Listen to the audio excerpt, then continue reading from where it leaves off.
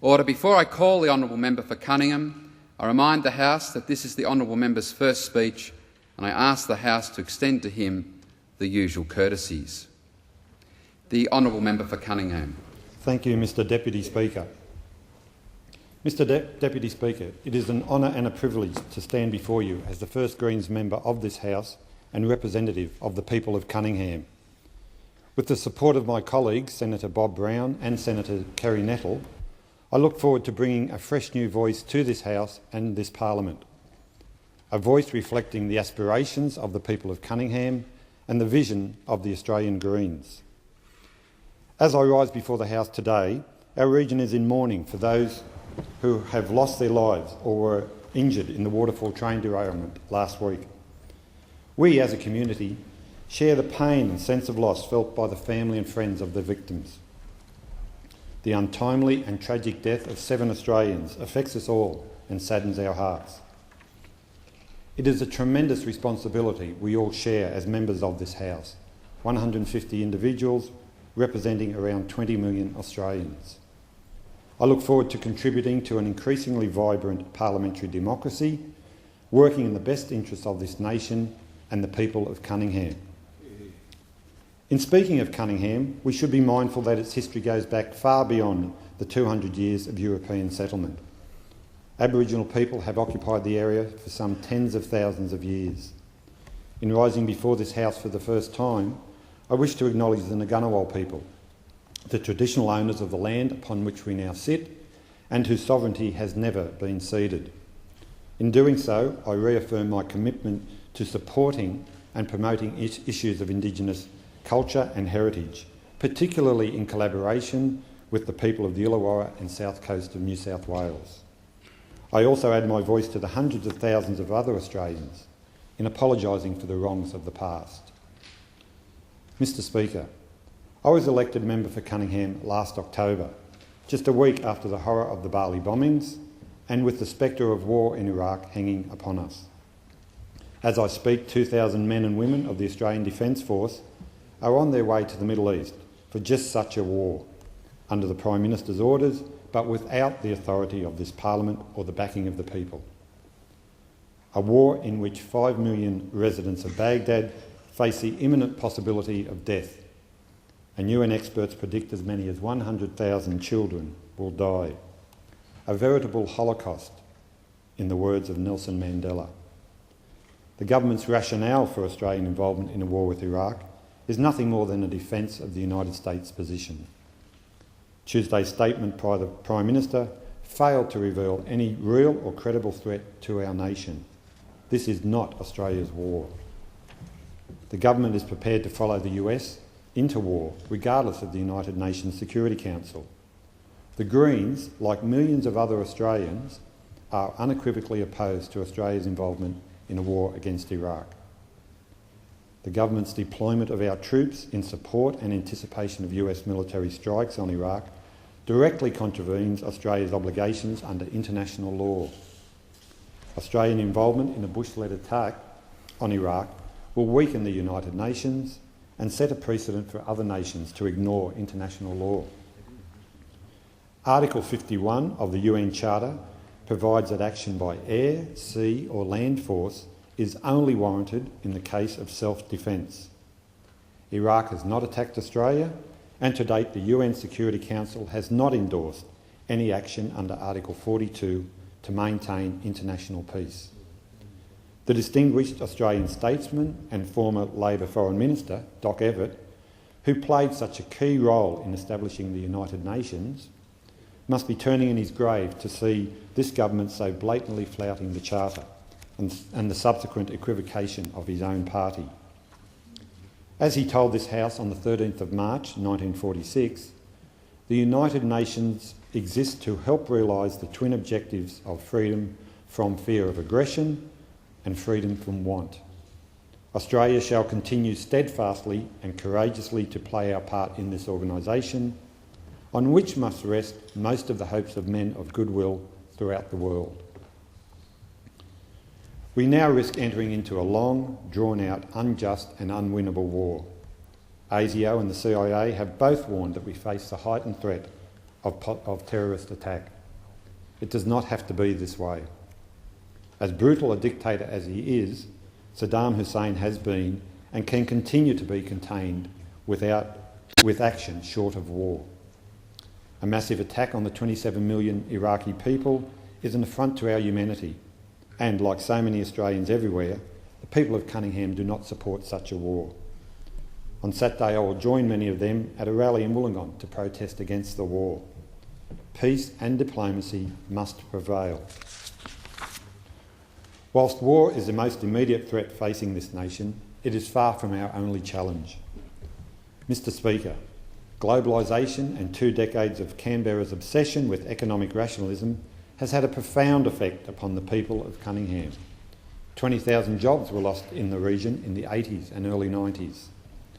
As a result, we have one of the highest unemployment rates in the nation, 10.6% in December 2002. Our youth unemployment figure is even worse, at around 21%. It too is one of the country's highest. Youth unemployment can only be addressed through the creation of real, long-term, sustainable jobs, not political window dressing such as work for the dole, nor policies which seek only to punish the unemployed for the sake of gaining votes. When I left school in the mid-70s, I was able to find work in the Port Kembla Steelworks, down the Westcliff coal mine and in the Thurl brickworks. My father worked alongside me making bricks. My sister and my wife both worked in a local clothing factory. My mother was a domestic in a local hospital. Employment was readily available and available locally. We must create new jobs and provide people with confidence and skills through enhanced educational and training opportunities. A properly funded, freely available TAFE and university system is a mandatory requirement for the long-term well-being of this nation. Long-term sustainable jobs in a healthy, safe environment. That is what the people of Cunningham expect. That is what they deserve. We must build on initiatives like the National Centre for Appropriate Technology, which is working with other firms in my electorate on cutting-edge wave power generation of electricity. The University of Wollongong's Intelligent Polymer Research Institute leads the world in developing smart plastics, such as artificial muscle fibres. These are opportunities for new clean, green industries in the region, which will provide the jobs of the future. In Cunningham, we have long relied on heavy, polluting industries. However, it is an area of immense natural beauty, nestled between the escarpment and the sea in the Illawarra region of New South Wales. It is also a fragile environment which has been taken for granted and abused. In my first term as member for Cunningham, I will be pressing for permanent protection of the Illawarra escarpment, the Kakadu of the South, as David Attenborough has termed it. The Illawarra's long, thin coastal plain, centred on the city of Wollongong, accommodates a diverse, multicultural population with a proud, though rapidly changing, working-class heritage based on coal mining, steel production, manufacturing and small business. As a sixth-generation Australian whose family has resided in the Illawarra since the 1830s, I have a special relationship with the place and with Bulli, where I grew up. When I was a child, my father said to me, "I was born in Bulli and I will die in Bulli." As I grew older, I came to know my father better. I began to understand the significance of his statement. Bulli was where he grew up. It was where his family and friends were, his workmates, his childhood memories, his roots. He had a commitment to the area, a sense of attachment to the place. I came to share his sense of attachment. It motivates me to this day, influencing everything I do. I stand before you as a result of that commitment to the Illawarra, to its people, its history, heritage and culture, to the spirit of the land. I stand here because on the 19th of October 2002, the people of Cunningham voted to change the habit of 53 years and elect a Greens member to the House. There are many reasons for this historic vote. At its core, widespread dissatisfaction with the major parties. The voters of Cunningham felt neglected by their ALP representatives at local, state and federal level, and they felt the coalition had abandoned a seat it saw as unwinnable. Also obvious to the electorate was the failure by government to develop appropriate infrastructure within the region to protect major environmental assets such as the Illawarra Escarpment and the coastline, and to create long-term sustainable jobs opportunities, especially in areas other than polluting heavy industries.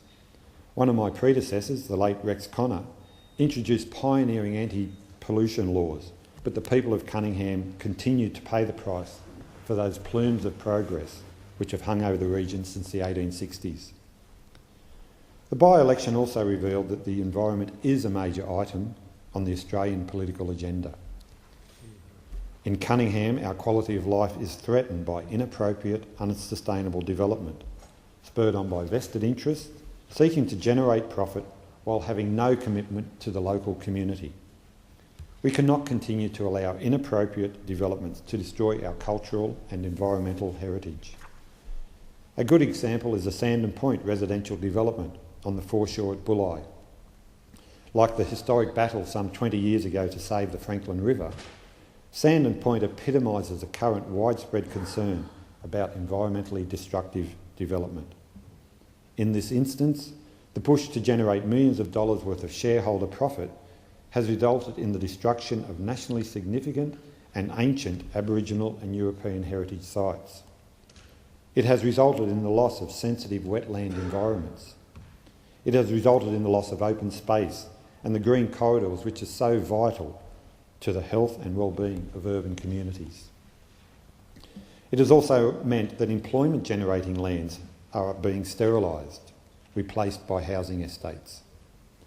This development, mirrored in localities across the country, has given rise to a spirited and inspirational defence by the local community. It saw the formation 2 years ago of the Karaji Aboriginal Tent Embassy and of a community picket line. Both continue to actively defend Sandon Point's environmental and cultural heritage values because local politicians and government instrumentalities have failed to do so. The development has resulted in numerous and ongoing court battles, in the arrest of protesting local families, and disillusionment in the community at the manner in which we are ignored by vested interest and governments at all levels. It has resulted in part in the election of a Greens member to this House. The lesson of Sandon Point is we live in times of increasing change and people are becoming more active in fighting for environmental and social justice issues. It is heartening to know that, in the face of change and threats to all we traditionally hold dear, ordinary Australians are making a difference. They make a difference by their active involvement in the local community. They made a difference at the ballot box in the Cunningham by-election. And they made a difference by turning to the Greens, the party committed to a fairer and more just society. The Greens' policies are built on 4 core principles: environmental sustainability, peace and non-violence, social and economic justice, and grassroots democracy. The Greens offer a new way of doing politics. We seek to empower individuals and the community, and government is afraid of this. We seek to uphold the democratic ideal and support organisations and individuals who work for the good of their community and the world at large. Whilst our democracy is strong, it is under increasing threat from globalisation and the power of profit to override the public good. Government must have as a priority the welfare of the people. Its primary role is to take care of its citizens. But government at all levels in Australia has lost its way. So-called sound economic management has come at the expense of the quality of life and well-being of ordinary Australians, and especially of those who most need help and support. As a party of compassion, the Greens seek to address the inequity by closing the widening gap between the haves and the have-nots. Economic rationalism has seen our services run down, public utilities sold off, and our children's futures mortgaged to the free market. Medicare is being financially strangled and bulk billing is disappearing. Telstra is being sold off. Money is being taken out of public education, and the cost of education is becoming a real burden on families. We are tired of being told that there are no alternatives. Unless elected representatives reflect and carry out the will of the people, they will be thrown on the scrap heap. It happened in Cunningham, where dissatisfaction with government and bureaucracy changed the political landscape. The Greens' success in Cunningham was due to numerous political, social and demographic factors. It was also due to the hard work of many people, and some of them are here today in the gallery.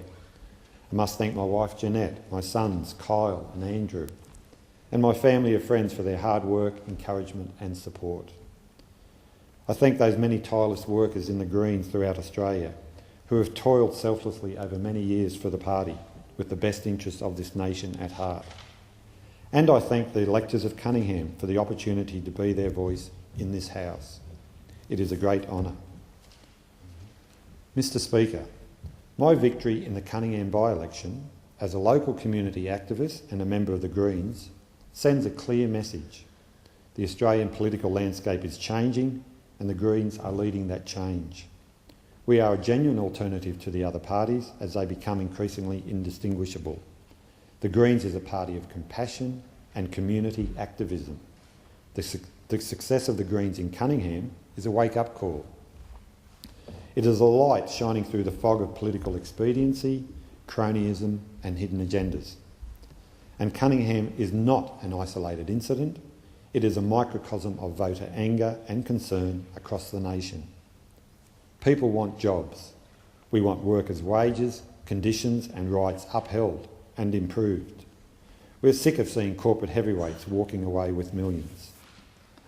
People want sensible, sustainable development. We do not want the environment trashed for a quick buck. People want a quality, well-funded public education system and a universal healthcare system. We do not want our schools run down, our technical and further education system forgotten, and a university education contingent upon one's ability to pay. I am here to remind the House that the Australian people want compassion, not cruelty. We do not want to see asylum seekers and their children caged behind razor wire in desert prisons. We do not want to see a repeat of the shame brought upon this nation by the Tampa affair. And, Mr Speaker, we do not want war. Order. The Clerk. Government business order of the day number 1, resumption of debate on the motion to take note of the Prime Minister's statement on Iraq. I call the order.